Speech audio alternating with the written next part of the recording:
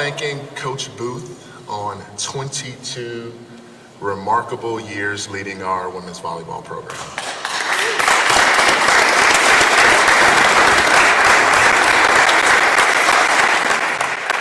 I also want to thank Kirsten's family, Eric, Reese, Hayden, and Berkeley, for allowing us to borrow her for 22 years. Being a coach, Division I coach, there's a lot of sacrifice, not only on the coaching side, but on the family side. So thank Eric and the rest of your family for allowing us to have Kirsten for 22 years. And I know what toll that takes on the family. Kirsten has been a phenomenal coach, mentor to our volleyball student athletes who you see in the room, an outstanding representative of Creighton University and the Omaha community. She leaves a legacy that is amongst the best in women's college volleyball. Just give you some data here. The year before Kirsten arrived, we only won 3 games. We went 3-23 in 2002. This past year, as you know, we only lost 3 games, going 32-3 with all 3 losses in 5 sets to Final Four teams, ending the year with an Elite 8 appearance and the highest AVCA national ranking at 6. That's certainly leaving the program better than how you found it. The support for our volleyball program has also increased during Kirsten's tenure. We averaged 236 fans before she arrived. And this past season, we averaged 2,343 fans per game. And we had the single home game record in 2022 of 15,796. A lot has to do with Kirsten's leadership, her staff, and her student athletes of elevating this program to the next level. Booth concludes her Creighton coaching career with a record of 502 and 192. She's led more teams to the NCAA tournament, 14 than any other coach in the history of Creighton athletics, and her 502 victories rank 5th most time in school history. That's secondary to her impact here at Creighton. I want to give you 2 important things before I let her speak. A couple things that you should know about her, and I had a chance to get to know her over the last 4 years. She is a fierce competitor. You don't win this many games without being a dogged competitor and wanting to win at the highest level. And she worked really hard to get to this program, get the program to the way it is today. I remember having a conversation with Brian during the streak this year about her preparation for, I think it might have been the last ranked team, the last place team in the Big East. And Brian said, Kirsten prepares for that team just as much as she prepares for the first place team. And that's what allowed Kirsten to lead her team to so much success over the many years. Most importantly, she really poured into the development of our student athletes and really cared about them. She was someone that can be trusted with your daughter because she's always had what's best for them in mind. And we expect that out of Brian, out of every coach here at Creighton, and that's what was special about Kirsten. We will find the proper time to thank you in the near future, but as of now, I want to give you a big thank you and turn it over to you. So if we can give her one more round of applause.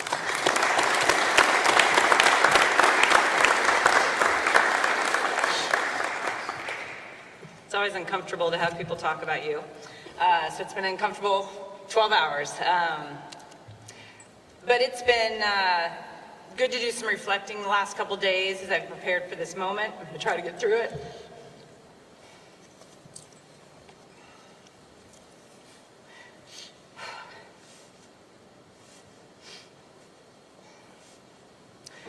What I've recognized as I've thought through things is how many people have played such a huge impact on my wonderful experience here at Creighton.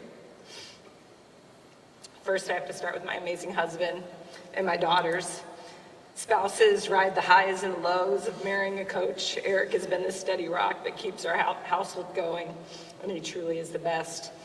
Thank you to my daughters, who, more than I'd liked, looked up into the stands and didn't see their mom there, but still have grown into strong, wonderful, independent young women. They have sacrificed time with me, but they've grown up to be the most incredible role models because they had role models that they got to emulate by being part of this program. I know they've gotten so much out of me being here at Creighton. As I've talked many times publicly, Terry Pettit has been a mentor and also developed into a good friend during my time here at Creighton. But many may not know that he was the person who gave Bruce Rasmussen my name back in 2003. Ras took a risk on a young, unprepared, eager 27-year-old kid. I think Terry and Ras saw something in me that I didn't even see in myself at that age.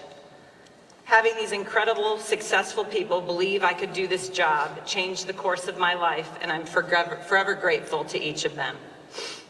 There are countless coworkers who are now friends over the last 22 years that I'd love to thank personally, but there's just too many to name.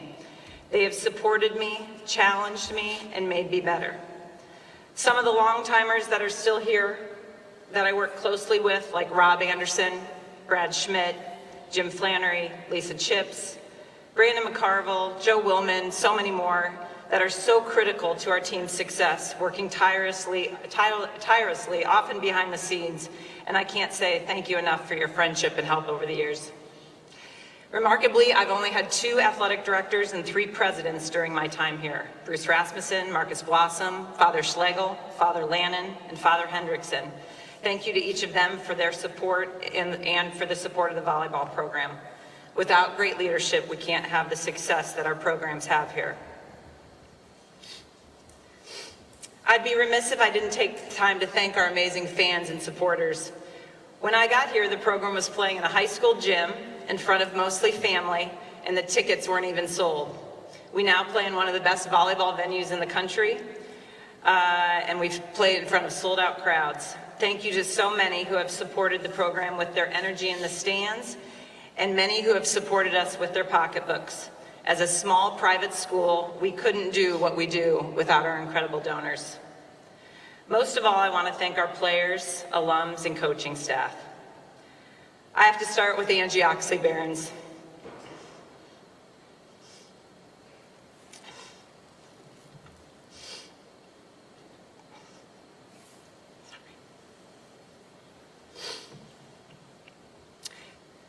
Angie's been on this journey with me every step of the way. Angie doesn't aspire to be a head coach, even though she'd be a great one. But she truly is the glue to this program. She's a dear friend, a mentor to me in many ways. And I feel like I'm losing my right arm. Stop crying, Angie. Not seeing Angie every day will be really hard. She truly is the best. I often say I don't do many things well, but I hire well. I absolutely believe my biggest strength as a coach was that I found, hired, and utilized great talent over the years. I can tell you I've learned so much from every assistant we've had. Paul Gieselman, Tom Mendoza, Ryan Meek, Craig Dyer, and our current outstanding staff, Angie, Brian Rosen, Adam Kesnick, Caleb Sharman, the countless volunteers, interns, GAs, all have played a significant role in building this program, and I'm forever grateful to them. Finally, to the alums and current players I've had the honor to coach, I truly don't have the words or emotional bandwidth to say all I really want to say. When I got here, I was a big sister. I became Mama Booth, and I'm getting close to Grandma Booth. Hopefully not soon. If you haven't been part of a college team, it truly becomes a family. Just like a family, you spend a lot of time together. You sometimes get on each other's nerves. You can have candid and honest conversations. You have joy when they have joy. You hurt when they hurt. You love each other unconditionally. All of this is true with this team and the teams before it. I want them to know it's been my honor to coach them. I've made plenty of mistakes, and I want to thank them for allowing me to learn, grow, and stay on board with me during this journey. Each of them will always be family. I know people want to know what's next for me. I've been getting blown up with texts, and I haven't been able to get back to almost anybody. First, to my knowledge, I am not sick, thankfully. No, I was not forced out in any way. And finally, no, this is not a retirement. I'm old, but not that old. I'm stepping away to take on a new challenge. I've watched many players graduate over the years who want to keep playing volleyball but want to stay in this country. I want little girls to grow up and dream about playing professional volleyball here in the United States. Volleyball is the #1 girls team sport in the country, and the state of Nebraska is a volleyball mecca in our country. I want to be part of the group that makes this happen, and successfully, in the United States. I dream of a day when all pro volleyball games are on television. The stands are packed with large crowds. The players are household names and make a great living. And a little girl in 4th grade is holding a volleyball in her hands and says, I want to be a pro volleyball player when I grow up, just like the boys dream of playing in the NBA, the MLB, the NFL, the NHL. I will be joining League One Volleyball, otherwise known as Love Volleyball, not as a coach, but on the admin side. I will do all I can to grow professional volleyball so you can continue to watch all your All-Star Blue Jays well past their graduation here. I'll be staying in Omaha, and I'm honored to have this new opportunity, and will do everything in my power to help your daughters and granddaughters have opportunities for professional volleyball, unlike so many that have come before them. And finally, I don't know if there's ever a right time to step away, but something that's always weighed on me as I've considered this is putting the program and the staff and the current roster in the best situation to continue to move forward and make the program even better. Creighton fans can be happy to know this is very much in place. Brian is absolutely the right person to lead Creighton into the future. Brian is a fantastic recruiter, great trainer, motivator, leader, and wonderful friend. Most importantly, he's an outstanding human who will continue to help the young women grow both on and off the court. I knew he was special early in his tenure here, and I look forward to our fans to see how outstanding he is. Creighton volleyball is in great hands. Thank you for allowing me this time to extend my gratitudes. As I always tell our alums, once a J, always a J, and this is truly the case for me. Thank you, Creighton, for an unbelievable journey.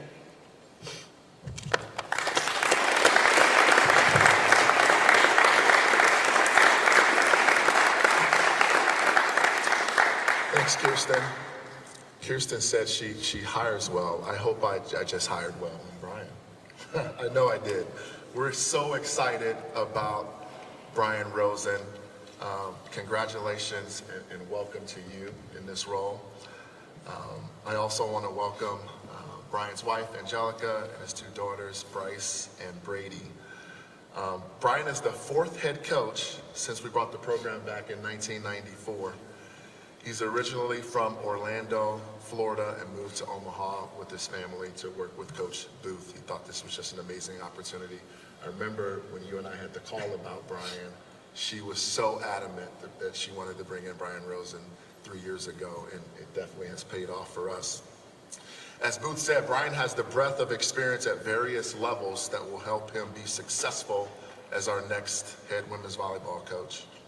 He's been a winner for over 20 years. Before coming to Creighton, Rosen served as the head coach at Division II Nova Southeastern in Fort Lauderdale, Florida, where he compiled a 47-17 record. Rosen's 2021 squad won its first 13 matches and finished 25-6 while reaching the NCAA tournament for the first time since 2009.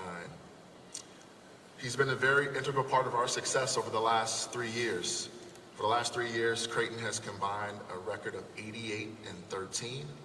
The 88 victories is 3rd in the country, only trailing Pittsburgh and Nebraska. He has experience with USA Volleyball, and he is an excellent recruiter and in-game tactical coach, as mentioned by Coach Booth. We believe in Brian. He has the experience, determination, and drive to continue the trajectory of our program. He's also confident enough in him, his staff, and our student athletes, and current and future student athletes as well, to believe he can even elevate us. He's a confident coach, and we believe he's going to take us to the next level. Please welcome Brian Rosen.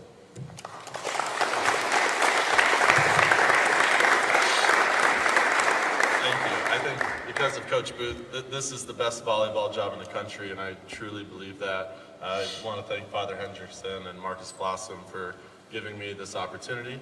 I'd like to thank my family who's here. They are, I'm not even gonna look at them. They are my rock, my support system. As she mentioned, just being a spouse and a family of a coach is so hard, but they are the biggest Blue Jay fans. They're at every game. Angelica will make coloring books for the players. Brady, my little one here, knows every number, every name. That's how she practices her numbers at home. And Bryce here flew all the way to Penn State to be there with us, and I just know having them there made that loss just a little bit better. And I know that Brady's hugs afterwards were a big deal for our players as well. I want to thank our student athletes for being here. I know yesterday was hard. I mean, the news for me, it was like a truck hitting us to hear the news of Coach Booth, and so to be here to support her and to support me is something I really appreciate. I mean, this is a bittersweet day. I have loved every second of coaching alongside Coach Booth here, and I wish there was a way that I could be the head coach here and keep her. I have offered her the assistant position multiple times. She continues to turn me down, but I'm going to keep trying. She is simply incredible, and it's weird to think about how I got to this point. 3.5 years ago, I got a text message from this legend coach who I had never met before in my life, asking if I wanted to give up being a head coach and come to Creighton.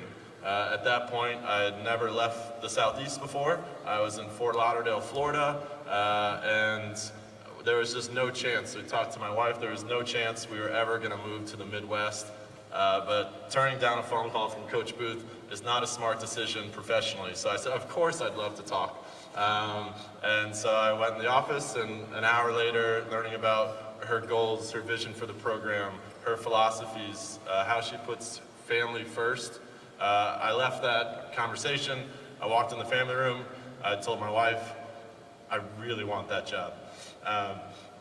And then we went looking at houses. We bought coats on Amazon, and a few days later we took off on a flight and left 80-degree Fort Lauderdale, and when we landed it was negative 19 degrees, to which she told us over and over again, it is never like this here. The next day on campus, it was pretty easy to see like what makes Creighton so special, and it's the people. The community here is truly unlike any other. I got to meet people like Lisa Chips and Jim Flannery, and these people that had been here forever, Rob Anderson, and so all of these people who had been here so long, and to hear their stories about what Creighton meant to them meant everything to me. And yesterday I got a lot of congrats texts and things like that, but my favorite texts yesterday were from coaches and staff members here, making sure I'm still going to be at Crockpot Monday. I'm still going to be the commissioner of our noon ball league, and those were probably my favorite texts yesterday. And so she offered me the position in her office. I committed without even leaving, and I haven't regretted it for a second. This has been the best 3 years of my professional career, and I've just enjoyed every single second here as a Creighton Blue Jay, with her, with the staff, with this program. I tell recruits and high school coaches and recruiting coordinators that this place is a unicorn, and there truly is no place like it, and that's the way I feel. I think Coach Booth has built a program here that is truly unlike anywhere else as well. She is caring about anyone who's in this program and any person she meets. She's honest, she's giving. She's meticulous about the type of student athlete that we bring in this program. Regardless of how good they are at volleyball, they have to be someone that builds our culture. And that was something that was really impressive to me. She creates an atmosphere in our gym every single day that is competitive, but never scary. Encourages risk and doesn't get upset if the ball flies 40 feet out of bounds because you were going for some kind of new shot. And that's something I think that's also really special about her. The gym is always a place of joy, but also focused. She is honest in her conversations with coaches, with athletes, but it never comes off hurtful. And I think that that's a really special thing. As Marcus said, she treats every single opponent like we are playing the U.S. Olympic team, and makes sure that our team feels the same way. As I told the team last night, I am not Coach Booth, but I can promise them that those core values and more are what our staff and I will continue to bring to this team every day. I think what's special about Coach Booth as well is she doesn't just give to our team, she gives to the game of volleyball. I know that she'll continue to do that in her new role. I can't tell you how many phone calls she takes from young coaches, especially female coaches, to help them grow in the game or learn how to be a mom and a coach, and for me, to teach me how to be a better dad and a coach, and prioritize family. So that's been a really big thing here. She takes podcast after podcast after podcast, really trying to grow the game of volleyball. And I think what's special is there's never any selfish intent to it. It's always about growing the game of volleyball and creating opportunities for young girls, young women, and the women in our program. And I just think that that is really special. I feel like I've worked with the best coach in the country for the last 3 years, and I'm more excited to call her my friends. I think what was really special on that phone call 3.5 years ago was, at that point, as you all know, Creighton's really good. They've always been really good, or always been really good since she got here at least. And she wasn't satisfied, and that was a big part in why I wanted to be here. On that phone call, she said, yeah, we've been really good, but I want to take this program to the Final Four. And I want people that are driven to want to get to the Final Four as well. And that was a huge thing for me. It's what made that Penn State loss hurt just a little bit more. And the fact that we're not going to do it together hurts a little more. But like I told the team yesterday, we're going to freaking do it. And we're going to get there, and I know she's going to cheer us on every step of the way. We are going to continue to recruit high-quality student athletes. We're going to protect this culture at all costs. We're going to train relentlessly in the gym, and I feel like we have the best trainers over here in Angie and Adam to continue that going. We are going to give our incredible Blue Jay Nation program that they can be proud to call theirs. And we want to continue to work with our supports, that we have the best professors, the best support staff, and Lisa and her crew, and we want to continue to make sure that every athlete that comes through our program can pursue anything that they dream of. And I know that's been a big mission of Coach Booth. Whatever you come in here wanting to do, whether it's to be a nurse or to be a doctor or to be a mom or to be a teacher, that you have everything in place to be able to do those things. And that's something that we want to continue. I'm so proud to call Creighton home. So thankful for this opportunity. And I hope to see all of you guys in Sophieville this fall. So go Jays.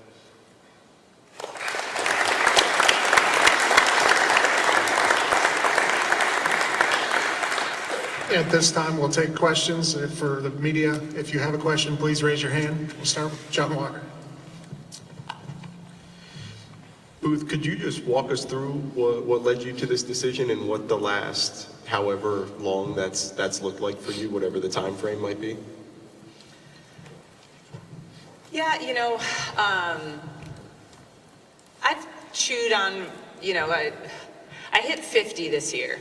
And it was one of those moments of, do I continue to do this for the rest of my career, which was a great option, or do I consider some different challenges? I always thought I'd be an athletic administrator, so that sort of stuff has always intrigued me.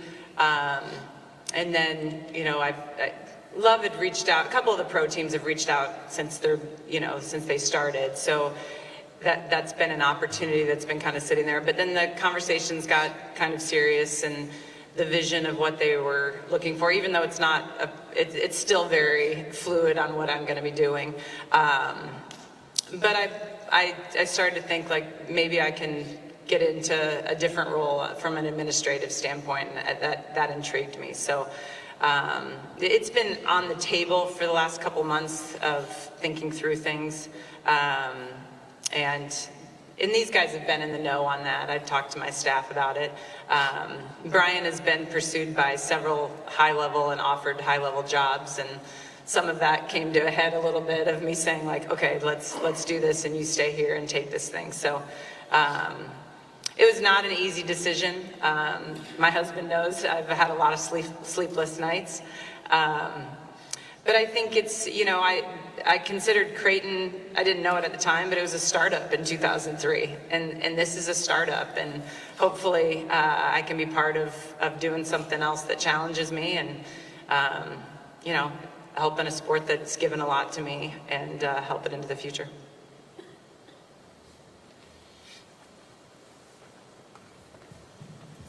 First off, Booth, just want to say congratulations and thank you for everything at Creighton, but what will you leave most proud of from this program? For sure, the women. Mic drop there.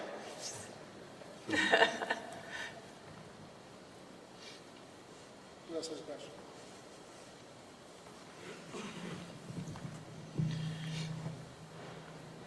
Coach Booth, congratulations. Let me ask you, when did you finally make the decision to move forward? How did you communicate your vision, and how did this all come together? What's the timeline on that?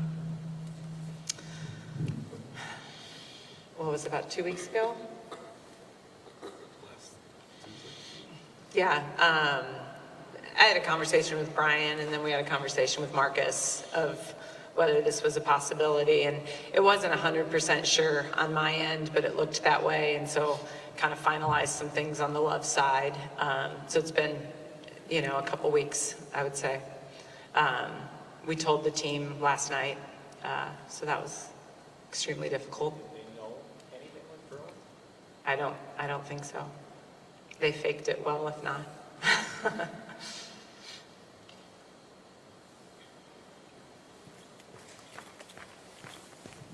Coach, you mentioned your family. How happy are you? Are you going to get to see your family a lot more, see the daughters grow up and play a lot more? And how much has it been tearing at your heart that you haven't gotten to watch them a ton, of maybe as much as you'd like? Yeah, I mean, the pro season's in the spring, and my daughter's passion, ironically, is volleyball. So there's definitely some family things that are positives for sure. So I'll be primarily working remotely, so I'll be at home, and you know, I have a freshman at Northern Iowa, so I'll get to watch her play high school season for my daughter. So those things definitely were a factor in considering this move, and you know, it's interesting that the girls really didn't care. I think I cared a lot more. They're kind of used to it, but I'm excited for that opportunity to see them. For both coaches, you know, we've seen coaches in other sports walk away, high-profile coaches, especially in basketball comes to mind, because of the changing landscape of collegiate sports. Did that play a factor for you? And then moving forward, Brian, and maybe Marcus can touch on it, how well positioned is volleyball in this changing landscape? You know, ironically, today is a big day in college athletics, so we'll start. We think, right? Yeah, we think, right? Not really. I mean, it is a changing landscape. I spend a lot of my time fundraising right now, and I like fundraising. I like meeting with people. So I can't say that played a big part. I'm not running away from something. I have loved it here, and I told the staff last night, like I love that. I mean, it's a really cohesive group. Brian is going to continue that, and I think Creighton is positioned extremely well to be competitive, very competitive nationally. So, you know, I think Brian is the person to take us to new heights, and I think he's going to be able to do that. Yeah, I'll just kind of echo that. First of all, she's an elite level coach. She's also an elite level relationship builder, and she has done an incredible job with donors and fans and support people in this area to make sure that Creighton volleyball is set up for success, not just now, but in the future. And she's left our program in a great place. So, yeah, I think that we are positioned to be a top 10 program in the country this year and beyond. I'd agree with that. Brian and I had conversations. He wouldn't have took this job if he felt like we weren't in a position to continue the trajectory we were on and even elevate us, just like both of them said. So we plan to compete for Final Fours and potentially national championships if we can get that far.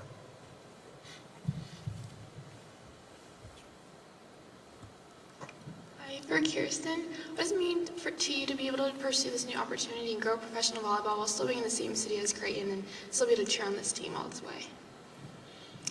Yeah, I think I remember being so scared when I took the Creighton job.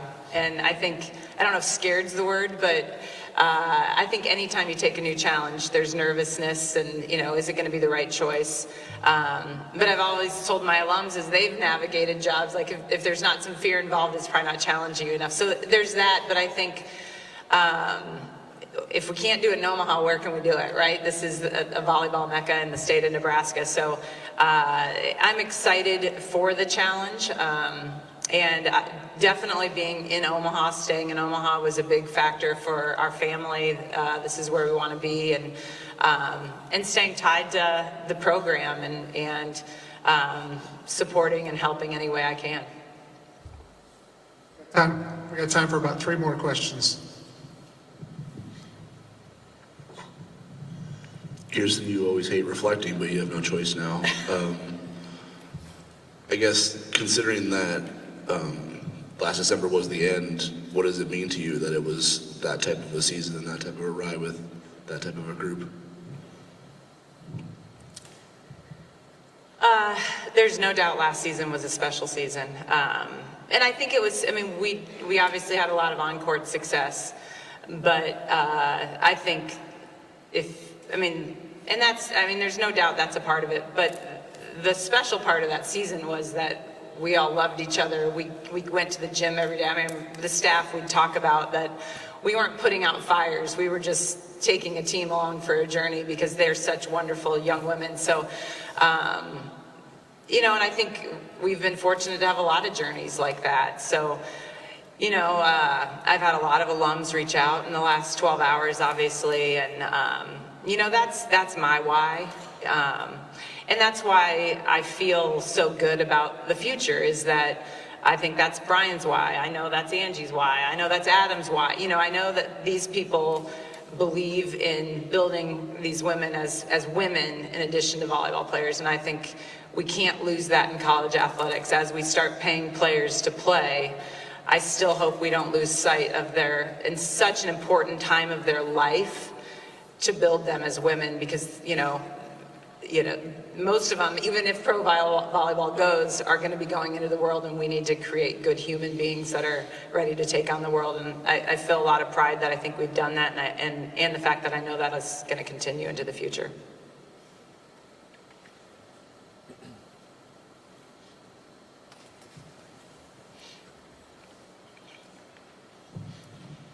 Kirsten, you've talked a lot about how you've changed since you first arrived at Creighton. Where do you feel like you've grown most from day one at Creighton till now, whether it be coaching, X's and O's, or more so how to lead young women?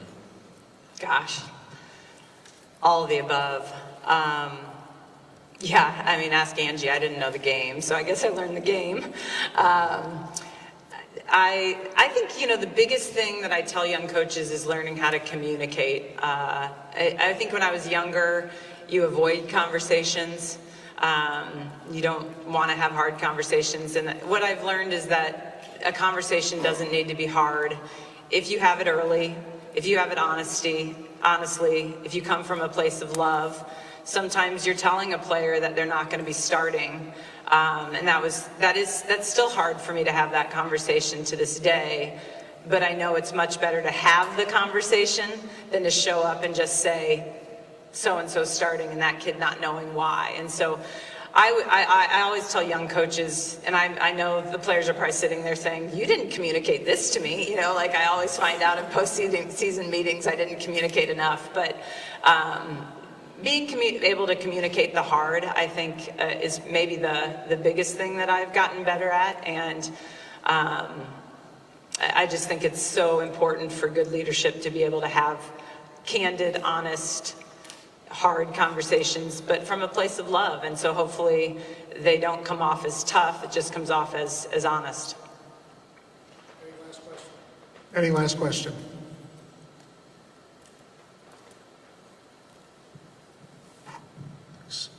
For Brian, you remember when you first got here, do you remember when it felt like you were going to have a hard time leaving? I think right away when Angelica, my wife, said, "We're not moving." I think that was honestly like we wanted our family to be here. Our kids love it here. We've grown so much closer here. As the D2 head coach at Nova Southeastern University, I was having to do extra jobs and all sorts of things just to be able to survive. And I feel like I gave up so much time with my family because of that. And coming here and working with her and being able to prioritize my family here has been incredible. And as I went to other places to even consider looking, I always came back to here. I continued to text Marcus after I turned down opportunities. This is where I want to be.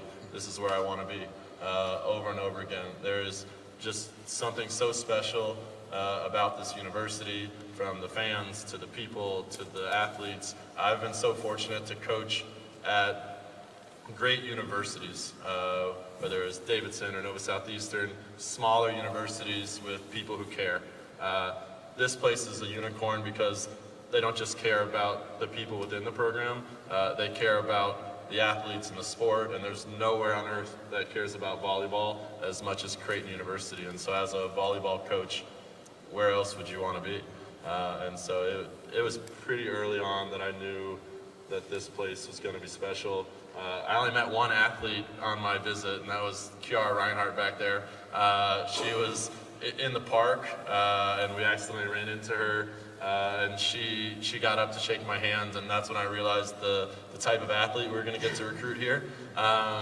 And so that was pretty exciting too. I was recruiting, 5'11" middles who were springy and could hit really hard. And so to see like, oh, all right, we get to recruit this year. This is pretty exciting. So it's made my job as a recruiter pretty easy.